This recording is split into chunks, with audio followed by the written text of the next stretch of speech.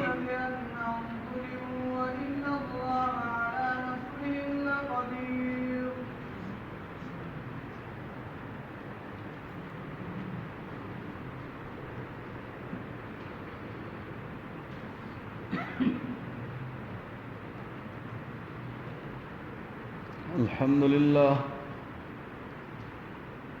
الحمد لله الذي من علينا بجزيل النعم والصلاة والسلام على سيد العرب والعجم وعلى آله وأصحابه مصابيح الظلم. أما بعد فأعوذ بالله من الشيطان الرجيم. بسم الله الرحمن الرحيم.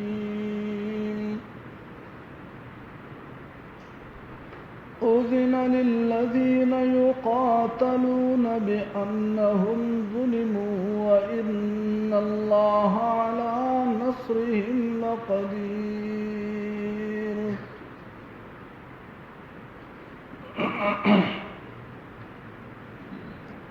سورة الحج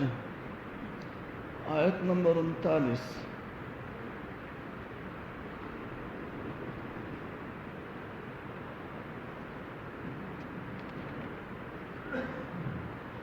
قرآن عظیم کی دا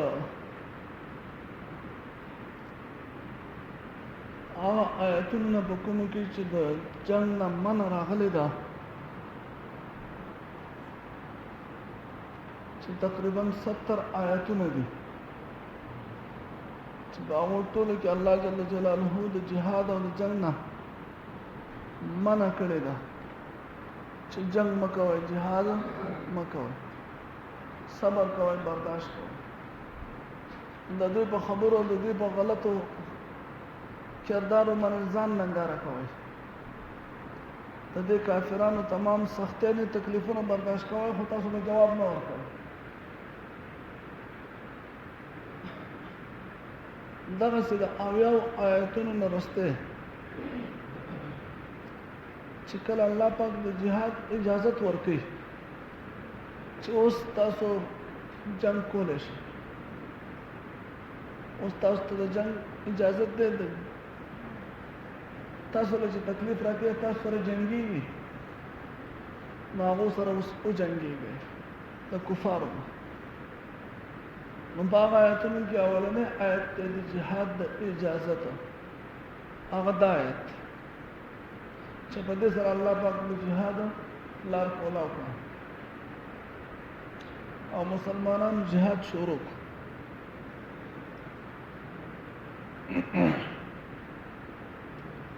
او دا آیت نازل هم هله شو چې کله نبي کریم صلی الله علیه وسلم د مکې نه هجرت وکړ، مدینې ته لاړه، نو هلته اولنی آیتونو کې دا آیت نازل شو چې اوس تاسو ته الله پاک اجازت راکړی دی جنګ کول وکړئ او جهاد په تاسو باندې فرض شي. په دې کې اجازت وشو ځکه چې مخکې خو صحابو منندرو کول چې موږ ته اجازت وکړه، نو اجازت میلاو شو او بیا په نورو آیتونو کې د دې فرضیت هم راغی چې دا جهاد په تاسو باندې فرض دی. په اولنی آیت کې د دې اجازت ورکړي او ورپسې آیت کې به د دې ضرورت ښیي چې دا جهاد ولې لازم دی، ولې جایز دی او ولې په تاسو باندې فرض دی. اذن للذین اجازت ورکړې شو هغه چاته یقاتلون چې د هغوی سره به خلق جنګېده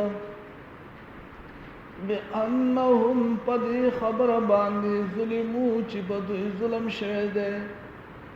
ډېر زیات ظلمونه په دې کافرانو کړي دي، اوس ورته د بدلې اخیستو اجازت میلاو شو. وإن الله على نصرهم لقدير. او یقینا الله پاک د دوی په امداد باندې قدرت والا دی، یعنی د دوی امداد به الله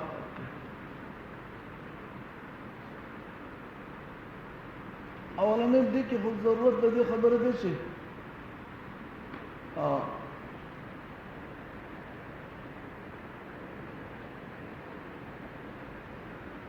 اجازت میلاو شو.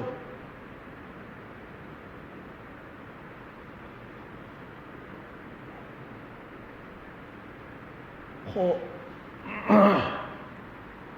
دیتا مخامخونه کېدای شو چې مسلمانان خو اوس په داسې حال کې دي چې هغوی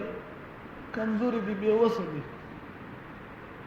هغوی چې مکې نه مدینې ته هجرت وکړو نو هغو څه حال و؟ ډوډۍ درک نه لګېده،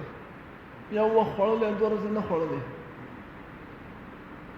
دوی سره اسباب کوم دي؟ جهاد خو یوازې بدن نه غواړي، هغې دپاره خو معلوم پکار دی، هغې دپاره اصلاحي پکار دی. الله جل جلاله فرمایي چې زه دغه پروا مه کوئ، خو تاسو قدر جهاد کوئ، نور به امداد ستاسو زه کوم. او دا خبره الله پاک ثابت کړه چې جهاد په مال او په بدن باندې نه کېږي، بلکې نه ګټلی کېږي، بلکې ګټلی کېږي د الله په امداد باندې. جهاد ګټلی کېږي د الله له طرف نه په نصرت باندې. کافرانو سره چې مقابله کوي نو دا په طاقت باندې نه ګټلی کېږي. که طاقت وي خو الله پاک به ورته ویلي چې تاسو طاقتور شئ، هله به جهاد وکړئ. اسباب ستاسو پوره شي، هله به جهاد وکړئ. د بېغیرتوب د پټولو دپاره دا خبرې پیش کول چې زموږ اوس طاقت نشته، کمزوري یو که نه، یو طرف ته د الله حکم نه پوره کوو، بل طرف ته چې چل وکړو په هغې باندې د شریعت د طرف نه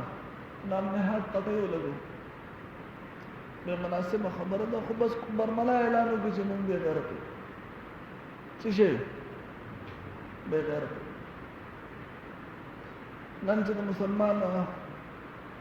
آخرنی هتیار دا دی چې لاس اوچت کړي چې خدای دې اسرائیل تباه کړي، خدای دې امریکا چلو کړي تباه کړي، خدای دې هندوستان تباه کړي، کشمیر کې ظلم کړي. دا کار کوو که نه؟ دعاګانې کوو. حالانکه دعاګانې زموږ زیاتې قبلې دي که د نبي کریم صلی الله علیه وسلم او د صحابو زیاتې قبلې دي. تاسو ماله جواب راکوئ. دا خو زیاتې قبلې دي. نو بیا نبي کریم صلی الله علیه وسلم ته ولې د وتو ضرورت راغی؟ صحابو ته ولې د وتو ضرورت راغی؟ خو جومات کې به پیغمبر صلی الله علیه وسلم ټول راجمع کړي، لاس به اوچت کړی چې راځئ د کافرانو د مکې د مشرکان نه وتي دی، خدای دې دا ټول تباه کړي. صحابو به وایي چې امین. خبره به خلاصه وه که نه؟ د مسلمان کار صرف دعا نه دی. ها دعا ده. اولنۍ خبره الله پاک په دې ځای کې دا وکړه چې جنګ ولې په ستاسو په کولو نه ګټلی کېږي. وما رمیت اذ رمیت ولکن الله رمى. دا کوم چې ویشتل کړي دي دا تا نه دي کړي، بلکې څوک کوي؟ الله پاک کوي. هغې دپاره اخلاص شرط دی، د الله رضا شرط ده. مقصد خپل ذاتي نه دی، بلکې د الله د رضا دپاره دی.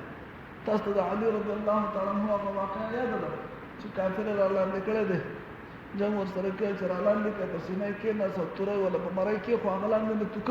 وټوکلو دا په مخ مبارک باندې. علي رضی الله تعالی عنه ته هغه توره سیده واپس کړه او هغه یې پرېښود. هغه تاسو ولې پرېښومه؟ اول زما ستا مقابله وه، ما په تا باندې د مرګ ګزار کو، تا په ما باندې د مرګ ګزار کو، بیا په ما باندې غالب شو، زه دې ما په سینه کېناستې او قریب وه چې وژلی دې وې. ستا د غصې د نورو تېزولو دپاره ما په تا باندې تو کړو. په کار خدا و چې تا اوس په سره نه یادله شي. هغې نه، مونږ چې جنګېږو د خپل ذاتي غرض دپاره نه جنګېږو، مونږ د الله د رضا دپاره جنګېږو. زمونږ ذاتي جذبه، نام و نمود، خپل چې شی یا خپل ذاتي هغه د فطرت تقاضا پکې داخله نه وي چې زما زړه دا غواړي چې ته زما دښمني کړل او ما ته دې بد کتل، ځکه دې ولم، ځکه دې وژنم، بلکې د الله رضا. اوس پکې زما ذاتي غصه هم شامله شوې، ستا د توکلو نه وروسته بیا زما ذاتي غصه شامله. نو مقصد چې د الله رضا وه او د الله د دین د اوچتوالي دپاره، اعلی کلمت الله دپاره د کافر سره جنګ او جهاد، دا زموږ دین دی. دا زموږ دین دی. قرآن د دې نه ډک دی، ډک. نو اولنۍ خبره دا ده چې ګټلی کېږي په څه شي باندې؟ د الله په امداد باندې. د الله امداد راځي د صحیح سوچه مسلمان سره. چې د نبی کریم صلی الله علیه وسلم د یو سنت اجتهادي مخالفت شو، په قصد مخالفت هم نه ده کړی، خو خیال دا و چې د نبی کریم صلی الله علیه وسلم خبره تر دې وخته پورې وه حالانکه د نبی کریم صلی الله علیه وسلم خبره تر دغه وخته پورې نه وه اجتهادي غلطي د صحابو نه شو خو د نبی کریم صلی الله علیه وسلم د خبرې خلاف وشو نو د الله جل جلاله راغلی امداد واپس شو د صحابو نه چې نبی کریم صلی الله علیه وسلم پکې په خپله شامل دی په جنګ احد کې امداد به راځي د چا سره د الله د طرف نه په صحیح مسلمان باندې چې هغه د الله په حکمونو د پیغمبر صلی الله علیه وسلم په طریقه باندې صحیح روان او ګټلی کېږي د الله په امداد په اسبابو نه ګټلی کېږي الله اکبر دویمه خبر دا چې الله امداد به موږ غواړو خو خپل وس باول کوو هغې نه وروسته دعاګانې غوښتلې نبي کریم صلی الله علیه وسلم دعا غواړي په جنګ بدر کې غواړي مسجد نبوي کې نه غواړي په میدان بدر کې غواړي پوهېږئ تاسو په کوم ځای کې دعا نه غواړي مسجد نبوي کې په جومات کې دعا نه غواړي بدر کې دعا غواړي لاسونه چت کړي دي دومره چت کړي دي دومره عاجزي کوي دومره عاجزي چې څادر مبارکې د اوږو نه ارتاو شو لاسونه دومره چت کړي دي وایي یورا بیاض ابطیه د نبی کریم صلی الله علیه وسلم د ترخونو هغه سپینوالی صحابي وي موږ ولیدو ترخونو مبارکو سپینوالی د نبی کریم صلی الله علیه وسلم د ترخونو سپینوالی موږ ولیدو لاسونه دومره چت کړي دي الله پاک دومره په مخه لګیا دی دعا غواړي چې الله پاک دا موټی صحابه مې راویستي دي ستا په ځمکې په سر باندې ستا نوم اخیستو والا دا لږ کسان مې راویستي دي 314 کسان دي یا الله پاکه که دوی چېرته وبېلله او دوی کمزوري شو ستا د نوم اخیستو والا به تر قیامته د ځمکې په سر پاتې نه شي الله دومره په عاجزۍ باندې دعا کوي چې الله جل جلاله ابوبکر صدیق رضی الله تعالی عنه لاړو ورته درخواست کړ ورته وویل چې ای د الله رسوله بس که ای د الله رسوله بس که ستا دعا الله قبوله کړې ده اوس بس که زړه یې پرې خوږ شو دعا په کوم ځای کې غواړي بدر کې غواړي بدر نو خپل وس هم نه کوو او چې چل کوو دعا غواړو زما مطلب د دعا د نه غوښتنو نه دی چې دې نه هم بس کړو که نه دغه یو کار کوو چې دې نه هم بس کړو خو مطلب دا دی چې خپل ځان ګناهګار وګڼو خپل ځان ګناهګار وګڼو په خپله باندې د آخرت خبره څه کوي په خپله باندې روز په روز ذلت زمونږ مقدر دی ذلت زمونږ مقدر دی هغه د دنیا ذلیل ترین انسانان ذلیل ترین مخلوق هغه په پورته روان دی نو په دې دویم آیت کې الله پاک د دې وجه ذکر کوي چې بیا به عزتمند خلک سپک شي که چېرته جهاد نه وي که چېرته د کمینو او د سپکو خلکو دفع کول مقصود نه وي د الله پاک او چېرته دا کار یې نه کولی نو عزتمند خلک به سپک شي په دنیا کې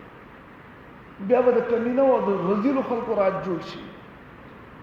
هغه به په دنیا باندې چلو شروع کړي حکمراني شروع کړي الذین هغه خلک کمزوري چې کمزور ظلم په شی دی اخرجو چې دوی ویستی شي دي من دیارهم د کورونو خپلو نه مکې نه ویستی شو که نه د خپلو کورونو نه ویستی شو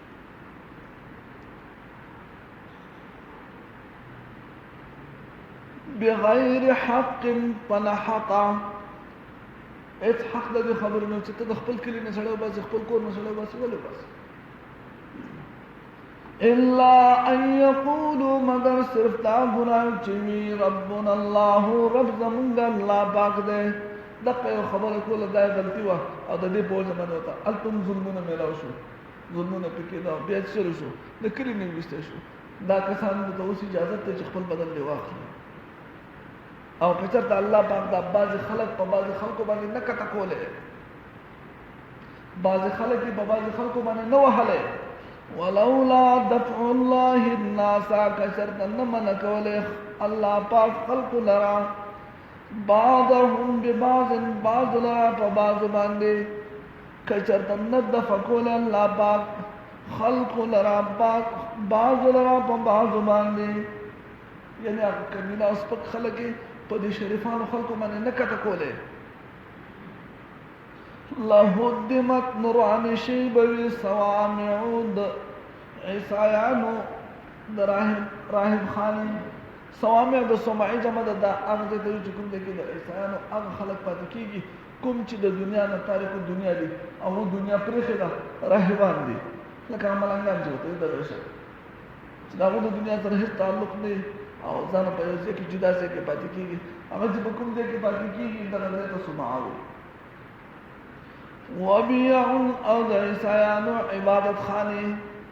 دغه خو د راهبانو د اوسېدو ځای او د دوی د عبادت خانې چې دی هغې ته بیع وایي وصلوات او د یهودیانو عبادت خانې ومساجد او جماعتونه د مسلمانانو کچرته الله پاک جهاد نه فرض کړي نو نه به د عیسایانو راهب خانې پاتې شوي نه به عبادت خانې پاتې شوي نه به د یهودیانو عبادت خانې پاتې شوي دا ټول به وران شي یو وخت داسې و چې عیسایان په حق وو که نه یو وخت داسې و چې دغه عیسایي راهبان په حق وو یو وخت داسې و چې د یهودیان په حق وو هلکه د موسی علیه السلام امت نه او د عیسی علیه السلام امت نه هغه په حق وو که په نه حق وو نو په خپل وخت کې به که چېرته دا کار نه وی نو هغو به هم صحیح نه پاتې شي د هغو هغه جوماتونه د هغو د عبادتونو ځای نه به وران شي لیکن الله پاک څه چل کوي جهاد یې فرض کړلی چې دا سپک خلک کمینه خلک دا د معاشرې نه لرې شي د دوی زور کم شي دا سپک شي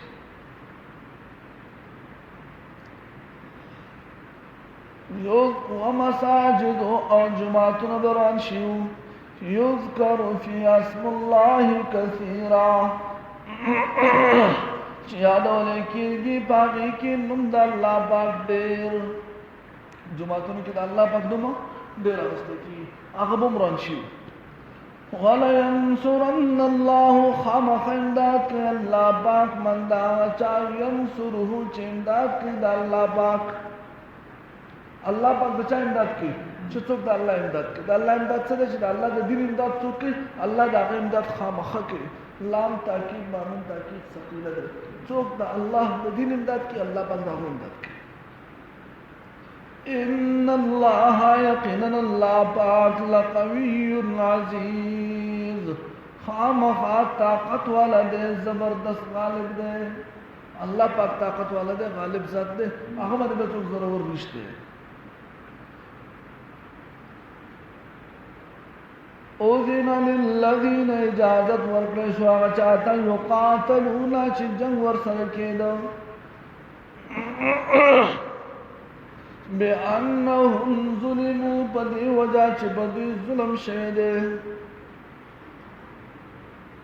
وإن الله على نصرهم لقدیر او یقینا الله پاک د دوی په امداد باندې قادر دی الذين خلق اخرجوا من ديارهم چې وتلی شي دي د خپلو کورونو نه